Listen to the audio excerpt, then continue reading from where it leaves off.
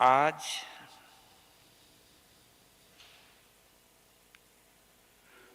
गुरु आनंद जन्मोत्सव का कौन सा दिन है? 5वां दिवस है। अनेक आनंद बाबा जिनकी धड़कनों में धड़कता है, अनेक ऐसे प्यारे प्यारे श्रावक और श्राविकाएं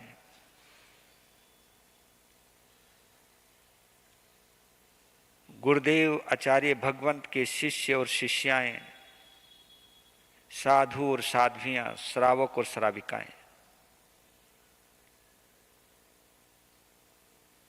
अनेक वीर आत्माएं अठाई के तप महोत्सव में तल्लीन हैं। इस बार तो हमारे उपाध्याय भगवान श्री प्रवीण ऋषि जी ने 3600 अठाइयों का, क्योंकि ये चतुर्मा आचार्य के 36 गुण होते हैं, और इस बार गुरुदेव श्री की अंतिम तपोभूमि पर उनका समर्पण के नाम से चतुर्मास चल रहा है। तो उन समस्त श्रावक श्राविकाओं को भी हृदय से अनुमोदना देता हूं, जो गुरु आनंद के नाम पर 28 तप महोत्सव में साधना कर रहे हैं, कहीं पर भी हैं वो, उन सभी को हृदय से बहुत बहुत साधुवाद और उनकी अनुमोदना करता हूं। और अपना भी सौभाग्य मानता हूं कि साधु साध्वी सहित 9 ठानों के साथ इस बार मैं प्रथम बार आनंद गाथा गा रहा हूं। मुझे तो परम आनंद आ रहा है अपने आराध्य से मुलाकात करते हुए, क्योंकि एक बात याद रखना, आयुष्य कर्म के अधीन शरीर रहता है। मौत केवल शरीर छीनती है, लेकिन मौत की भी ताकत नहीं है कि किसी का यशः शरीर, यशस्वी शरीर छीन सके। उनके गुणों का जो शरीर है, उनके सद्गुणों की जो सौरभ है, सद्गुणों की जो सुगंध है, उस सुगंध को छीनने की ताकत मौत के अंदर भी नहीं है। उनकी यादों को छीनने की ताकत उसके अंदर भी नहीं है।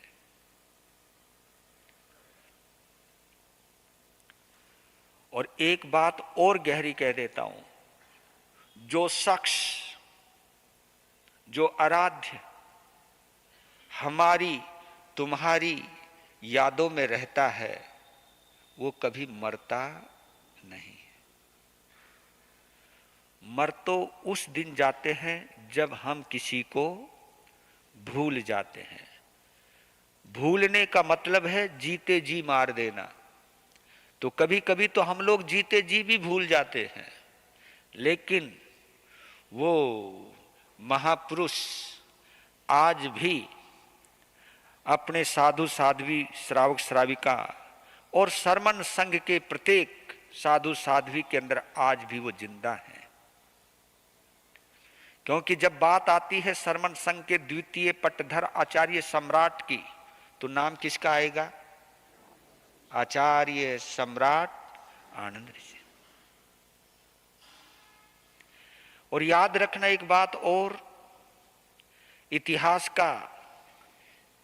के 3 पहलू होते हैं।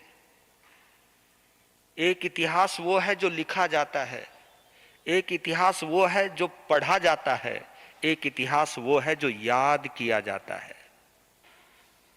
नमन है उस महापुरुष को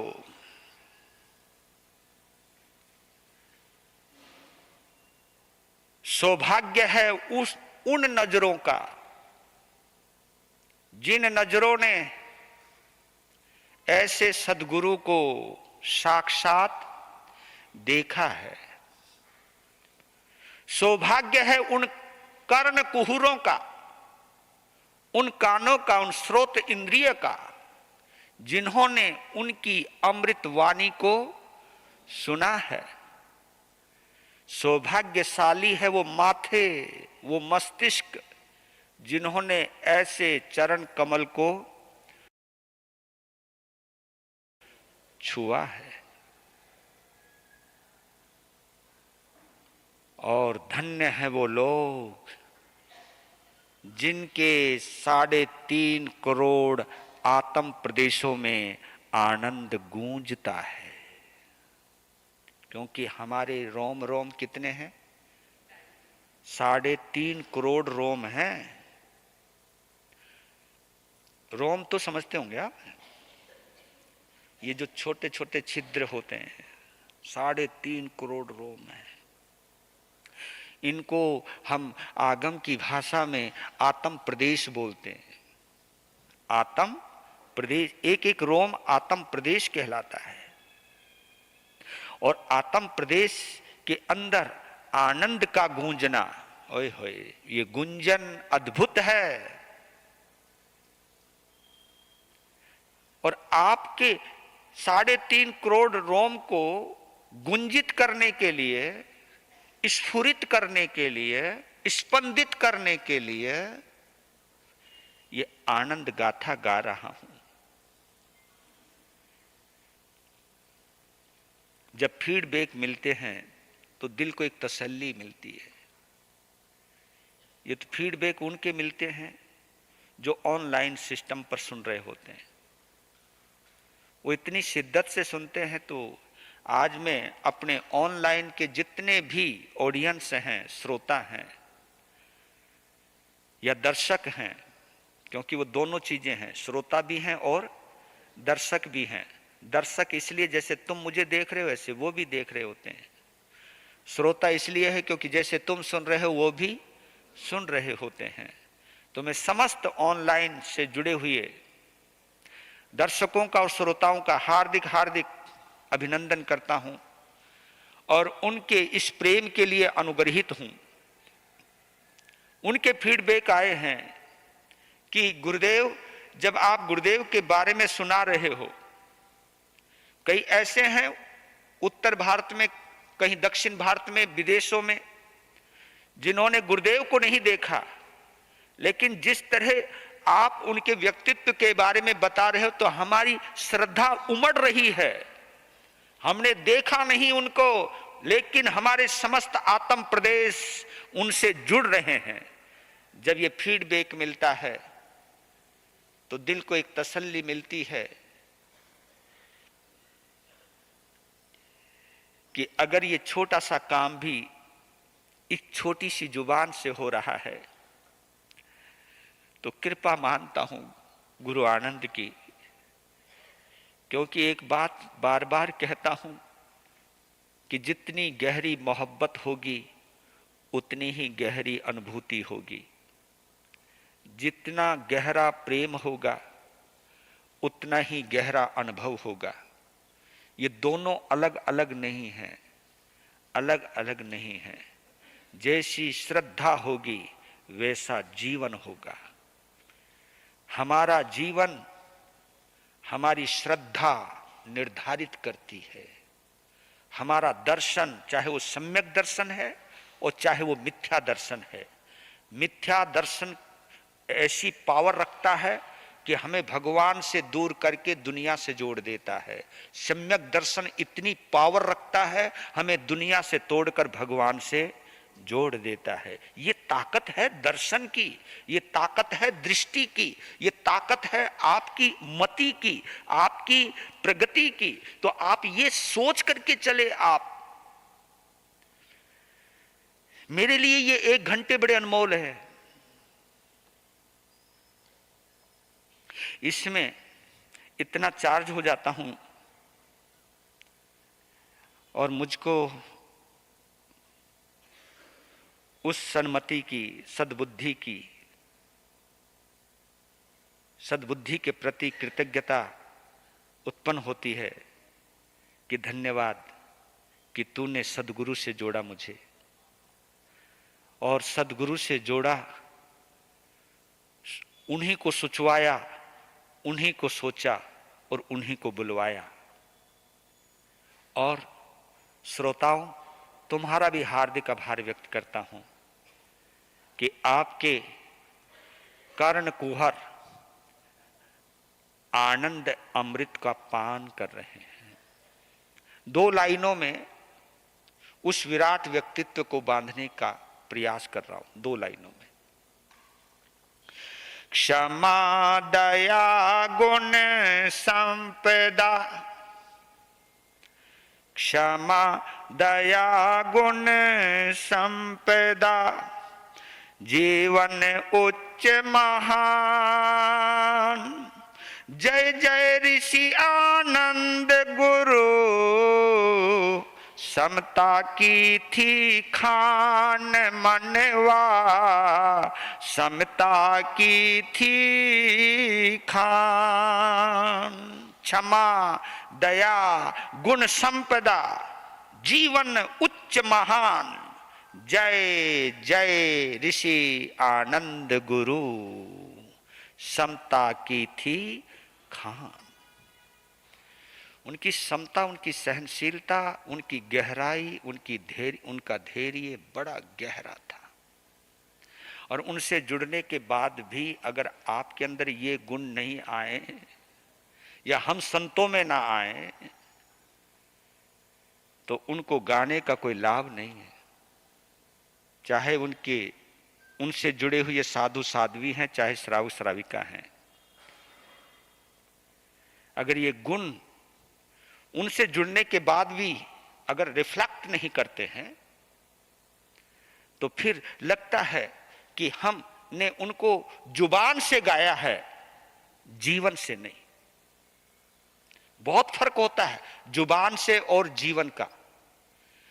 एक शब्द जो हम जबान से गाते हैं उसको केवल कान सुनते हैं,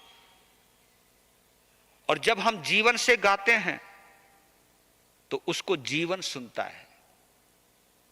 ये फर्क होता है। तो ले चलता हूं आपको, आज इसके ऊपर फोकस करता हूं क्योंकि आनंद गाथा को सुनते सुनते तुम्हें पता चला या नहीं चला, पर मुझे एक बात का पता चल गया। बताओ कौन सी? नहीं बताओगे? चलो मैं ही बोलूंगा। क्योंकि हो सकता है तुम्हें पता चल रहा हो लेकिन एकदम समझ में नहीं आता बोलें क्या। ऐसा नहीं। आनंद गाथा गाते गाते एक बात का पता चला कि गुरु कैसा होना चाहिए और शिष्य कैसा होना चाहिए। इस बात का पता इस आनंद गाथा से चला। और आज बता रहा हूं श्रावक और श्राविका कैसे होने चाहिए, क्योंकि यह हमारा तुम्हारा जोड़ा है, यह हमारा तुम्हारा एक साथ है। इसी को भाव तीर्थ की संज्ञा दी गई है। भाव तीर्थ, द्रव्य तीर्थ वो होता है जो एक जगह स्थापित होता है, चाहे वो समेध शिखर है, चाहे वो पालीताना है, चाहे शत्रुंजय है। ये जितने भी तीर्थ हैं, तीर्थ तो हर किसी परंपरा के हैं, हर किसी संप्रदाय के तीर्थ होते हैं, पर लेकिन एक तीर्थ वो होते हैं जो स्थापित होते हैं। वहां पर लोग जाते हैं, वो लोगों के पास नहीं आते। लेकिन 4 तीर्थ भगवान ने ऐसे बनाए, वो जहां भी जाते हैं वही तीर्थ हो जाता है। कौन कौन से? साधु, साध्वी, श्रावक और श्राविका। भगवान ने इस तीर्थ का निर्माण किया, और इस तीर्थ का निर्माण करने की वजह से ही वो तीर्थंकर कहलाते हैं। ऐसे तीर्थ के रचयिता होने की वजह से ही उनको तीर्थंकर कहते हैं। जो श्रावक श्राविका, साधु साध्वी रूपी भाव तीर्थ का निर्माण करे उसे हम तीर्थंकर कहते हैं। और तीर्थ किसको कहते हैं? जहां से तिरा जाए। तीर्थ यानी घाट। जैसे नदी के ऊपर घाट होते हैं, घाट पर नाव होती है और उस घाट का मतलब यही होता है, और घाट से बंधी नाव का एक ही अर्थ होता है, जिन्हें उस पार जाना हो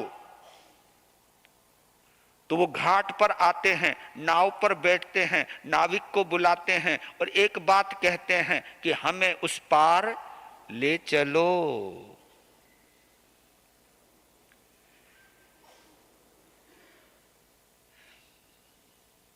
तो आप ऐसे अद्भुत हो, इसलिए बार बार कहता हूं कि चाहे साधु हो, चाहे साध्वी हो, चाहे श्रावक हो, चाहे श्राविका हो, लेकिन एक बार विश्लेषण जरूर किया करो, मैं ऊपर का साधु हूं या अंदर का हूं, मैं ऊपर का श्रावक हूं या अंदर का हूं। बस आपको आपके सवाल का जवाब मिल जाएगा। महसा का चतुर्मास पूर्ण करके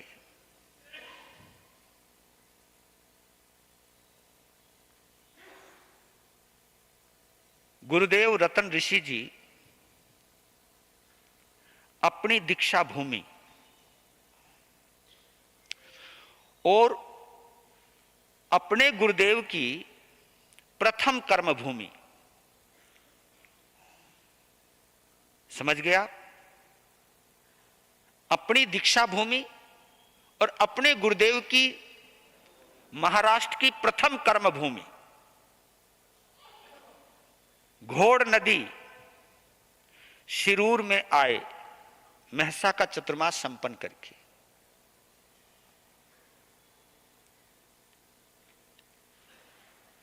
क्योंकि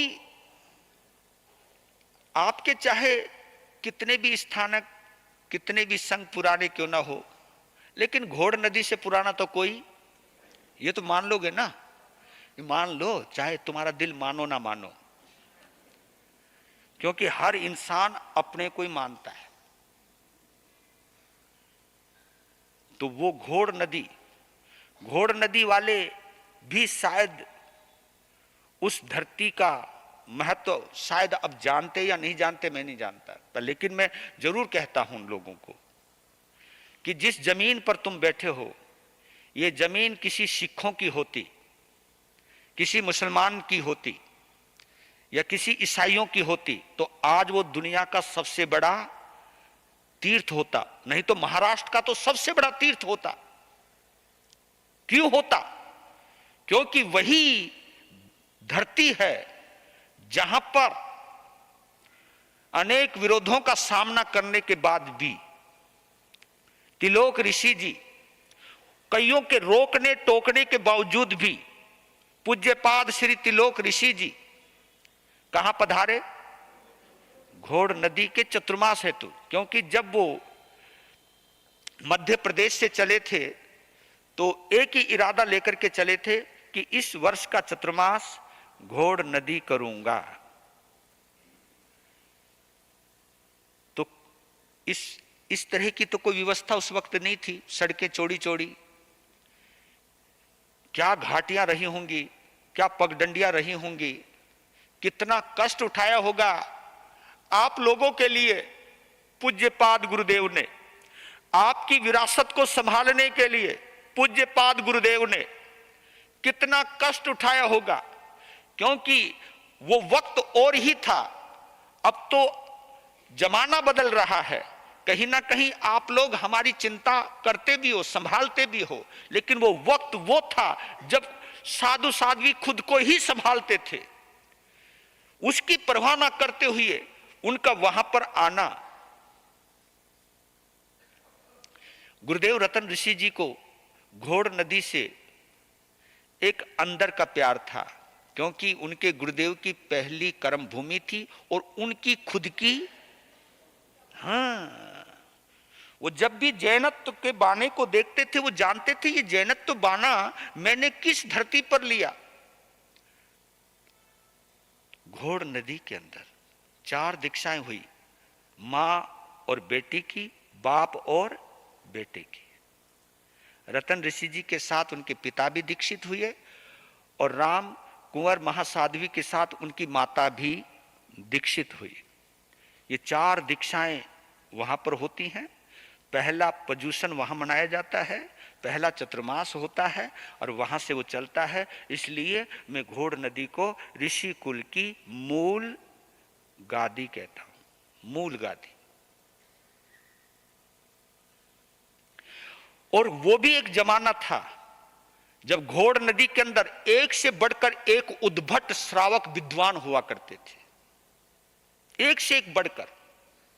स्थानकवासी परंपरा की उसे काशी नगरी कहते थे। मतलब 15-20 ऐसे उद्भट विद्वान श्रावक हुआ करते थे। मैंने तो एक आखिरी श्रावक को देखा है, लेकिन उनसे पहले उनको पढ़ाने वाले भी श्रावक थे।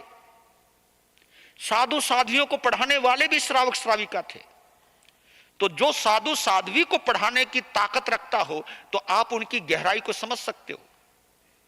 किशनदास जी मुत्था, जिन्होंने स्वयं आनंद ऋषि जी भगवान को पढ़ाया और 32 शास्त्रों के मर्मज्ञ विद्वान थे वो।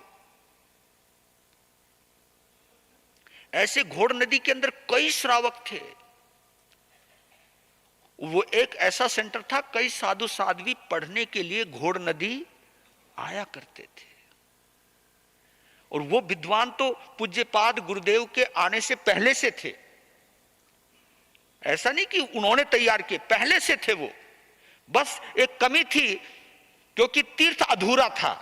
तीर्थ पहले श्रावक श्राविका तो थे, लेकिन साधु साध्वी नहीं थे। तो उसकी पूर्ति जिन्होंने की, उनका नाम था पूज्यपाद श्री त्रिलोक ऋषि जी महाराज। इसलिए हृदय से उनका नाम जपा करो। मैंने वहां एक दरबार की पट्टी लगाई कि पहले था नहीं नाम। मैंने कहा इस दरबार का नाम यही रखो, श्री त्रिलोक रत्न आनंद दरबार। तीनों ही जुड़ जाएं। वहीं दादा भी है, वहीं गुरु भी है और वहां शिष्य भी है। तो वहां पहुंचे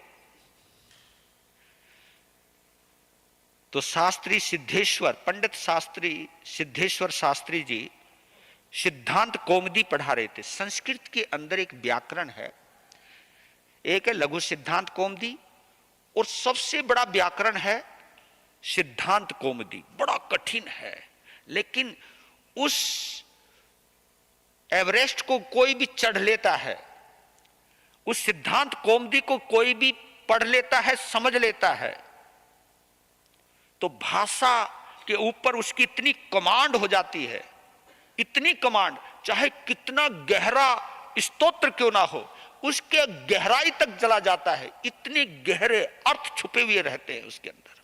तो उस वक्त वो सिद्धांत कौमुदी का अध्ययन कर रहे थे। लेकिन एक ऐसा प्रकरण, एक ऐसा अध्याय आया जिस अध्याय ने आनंद ऋषि की प्रतिभा को भी एक बार अटका दिया। वो समझ नहीं पाए उस प्रकरण को। सिद्धेश्वर शास्त्री जी ने अनेक तरीके से उसको खोलने का प्रयास किया, उसको समझाने का प्रयास किया, लेकिन उनके पल्ले नहीं पड़ा। एक ही दिन में उस प्रकरण को समझाने का 10 बार प्रयास किया और 10 तरीके से समझाया। आप ये देखिए पंडित सिद्धेश्वर शास्त्री कितने मर्मज्ञ विद्वान होंगे व्याकरण के, कि एक ही सूत्र को 10 तरीके से समझा रहे हैं। वाह! लेकिन फिर भी आनंद बाबा के समझ में नहीं आया। उसमें कुछ ये भी तो हो सकता है, क्योंकि व्याकरण का जो विषय है बड़ा शुष्क होता है ना। अब ये तुम लोगों को प्रवचन में इसलिए आनंद आता, मैं चुटकुले छोड़ता रहता हूं, मैं कहीं ना कहीं तुम्हें लगाए रखता हूं। अगर गहरी ज्ञान की बात कहने लग जाऊं, पता नहीं कौन सी दुनिया में चले जाओ। और जो उस शुष्क विषय के अंदर जो रस ले लेता है, फिर उसका जीवन कभी नीरस नहीं हो सकता।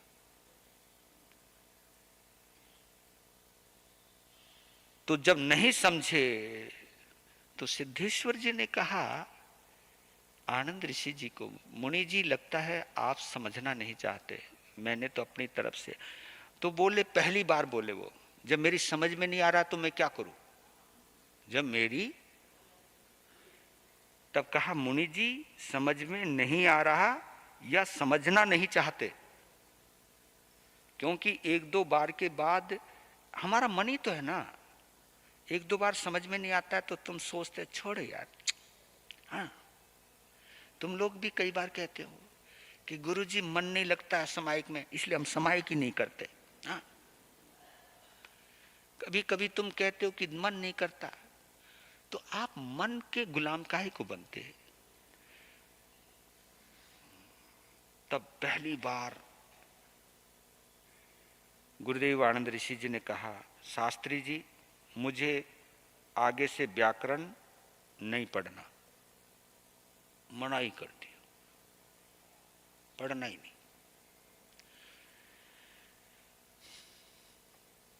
वो तो वेतन भोगी थे, उनको तो क्या लेना देना, पर लेकिन वो उनकी प्रतिभा को जानते थे कि अगर ये इस एवरेस्ट को चढ़ गए तो फिर इनको पीछे देखने की जरूरत नहीं पड़ेगी, इसलिए वो दिल से चाहते थे, क्योंकि उन्होंने उनके गुरुदेव की तड़फ देखी थी, उन्होंने श्रावकों की भी तड़फ देखी थी, क्योंकि श्रावक जब भोजन करने जाते थे घरों में कहते कि चिंता मत करना, कपड़े क्या, पैसे क्या, किसी चीज की चिंता मत करना, हम देंगे आपको, लेकिन गुरुदेव को तैयार कर दो। जो हमारे गुरुदेव अपने शिष्य को बनाना चाहते वो बना दो आप। तो सारी समाज की तरफ ना देखी थी, अब उनके गुरुदेव की तरफ ना देखी थी, और उन सबको तड़पते हुए देख करके उनके अंदर भी एक संकल्प आ गया था कि अगर मैं जिंदगी में इस मुनि को अगर मैं तैयार कर गया तो मैं समझूंगा मेरा मनोरथ पूरा हो गया। बहुत दुख हुआ उनको जब उन्होंने कहा कि मुझे व्याकरण, उदास हो गए, गुरुदेव के पास गए, कहा कि मुनि जी ने पढ़ने के लिए मना कर दिया है। क्या? हां। अब आप देखो रतन ऋषि जी गुरुदेव को कितना धक्का लगा होगा, क्योंकि पहले तो उनको अपने कानों पर भरोसा नहीं, क्योंकि ऐसा मेरा आनंद नहीं कह सकता, मैं सब कुछ सुन सकता हूं लेकिन ऐसा नहीं कह सकता, क्योंकि मैंने उसको जानता हूं, मैंने उसको रूह से जानता हूं, उसके लिए गुरुदेव का वचन भगवान का वचन है। वो ये कह सकता है कि मुझे समझ में नहीं आ रहा, अभी रुक जाओ थोड़े दिन, मैं थोड़ा सा रुक जाओ, ये तो कह सकता है वो, क्योंकि व्याकरण का विषय रुक्ष है, रूखा है, ड्राई है, इसलिए मैं मान सकता हूं कि वो कह सकता है, लेकिन ये नहीं कह सकता कि मैं व्याकरण नहीं पढ़ूंगा, कि गुरुदेव मेरे पे भरोसा करो। खड़े होकर के आए, और देखिए यहां पर रतन ऋषि जी की गहराई, नहीं तो मेरे जैसा होता, ओए क्या मतलब है तेरा, है समझ नहीं आता क्या, फ्री में लगा रखा है क्या, कुछ भी बोल सकते थे। लेकिन अंदर आए आनंद जी गुरुदेव, अब नीचे मुंह देखो, शर्म के मारे मेरे गुरुदेव को आना पड़ा, शर्म के मारे नीचे मुंह कर लिया। जी गुरुदेव, ये क्या कह रहे हैं, ये कह रहे हैं कि आप व्याकरण नहीं पढ़ोगे। जी गुरुदेव। ठीक है, ये कह के बाहर आ गए। दिल टूट गया। 3 दिन गुरु और शिष्य आपस में बोले नहीं, वो भी, अब वो कैसे बोले, और गुरु ने भी सिर पर हाथ नहीं रखा, मौन सद गया, मौन की चादर सद गई। लेकिन दोनों के मौन में बहुत अंतर है, और तुम्हारे हमारे मौन में बहुत अंतर है। हाँ, थारे मन का ना हो, जब तुम सोचते हो ना बेकार है, कुछ नहीं, पर लेकिन दोनों के मौन में यही अंतर होता है। इस अंतर को समझा करो आप। मौन में रत्न गुरु सोच रहे हैं कि मैं कैसे क्या करूं कि मेरा आनंद के अंदर जो उदासीनता आई है वो तल्लीनता में किस तरह बदले, मैं क्या करूं क्या करूं।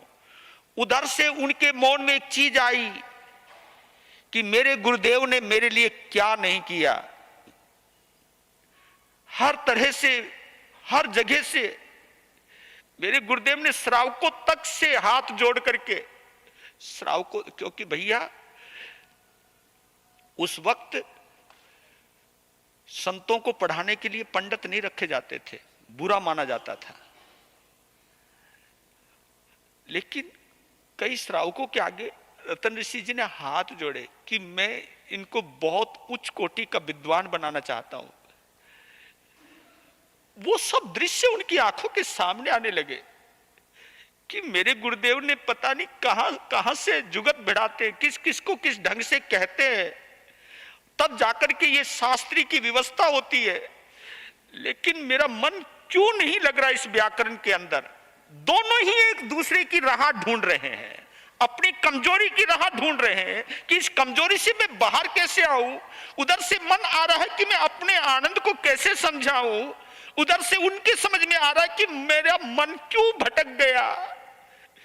मैंने तो कभी अपने गुरुदेव की आज्ञा का उल्लंघन नहीं किया, उनके इशारों को समझते ही मैं उसमें जुट जाता था। ये मेरे पास क्या हुआ? क्योंकि जब ये बातें हमारे अंदर आती हैं, वहीं से समाधान का रास्ता निकलता है। और जहां जिद आ जाती है, जहां हठ आ जाता है, वहां से रास्ते अलग हो जाते हैं और रिश्ते भी टूट जाते। धन्य हो, मौन हो तो ऐसा हो। तो दिन छुपने का वक्त था। उसी वक्त घोर नदी के एक प्रमुख श्रावक नानचंद जी दुग्गड़, और वही सिद्धेश्वर शास्त्री का वेतन दिया करते थे। तो वो आए, गुरुदेव सिद्धे बैठे थे लेकिन उदास थे। तो श्रावकों की इसलिए मैं तारीफ करता हूं, आप लोगों की भी, क्योंकि जो दिल से प्रेम करता है वो संत का, साध्वी का चेहरा देख करके समझ जाता है कि महाराज उदास हैं, परेशान हैं। तो गुरुदेव को देखा, वंदन किया, उनको सीधा बैठे हुए देखा, उदास बैठे हुए देखा, कहा कि गुरुदेव आप उदास? हाँ ऐसा है दुग्गड़ जी, आप सिद्धेश्वर शास्त्री को वापस भेज दो। क्यों, क्या हुआ? आनंद ने मना कर दिया कि मैं व्याकरण नहीं पढ़ूंगा। क्या बात करते हो?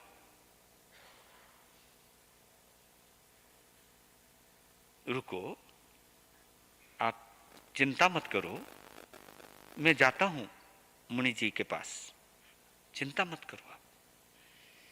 ये बहुत बड़ा शब्द होता है। यही शब्द आप लोगों को माता पिता बना देता है।